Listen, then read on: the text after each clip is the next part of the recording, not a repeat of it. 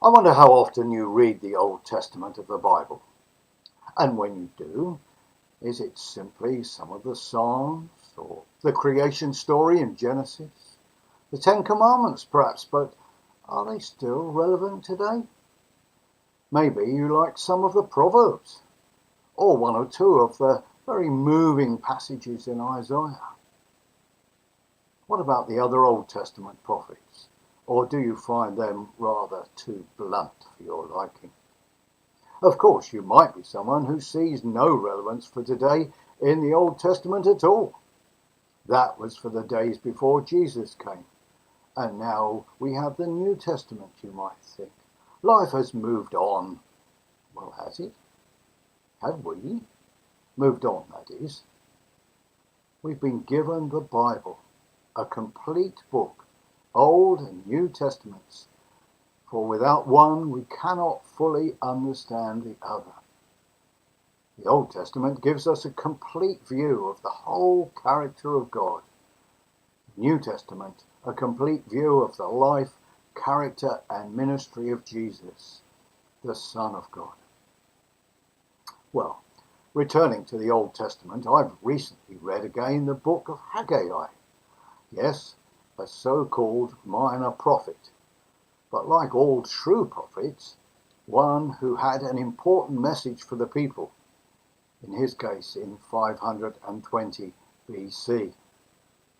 However, I believe there are some key points that we would do well to consider today, over 2,500 years later. Clearly, the people had not been obeying God, and he's giving them a chance to return to his ways.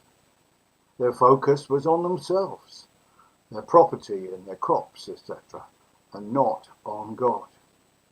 They feasted and were not satisfied. Money burnt a hole in their pockets and was clearly misspent. Maybe they felt God had let them down in the past and that they were failures. But Haggai reminded them, and he reminds us too, that God does not ask for success, but obedience, faithfulness. Life today, as it always has been, in fact, is about priorities. There are at least three key priorities that can come out of this short book, the second shortest in the Old Testament. Firstly, it's God's work that we are called to do.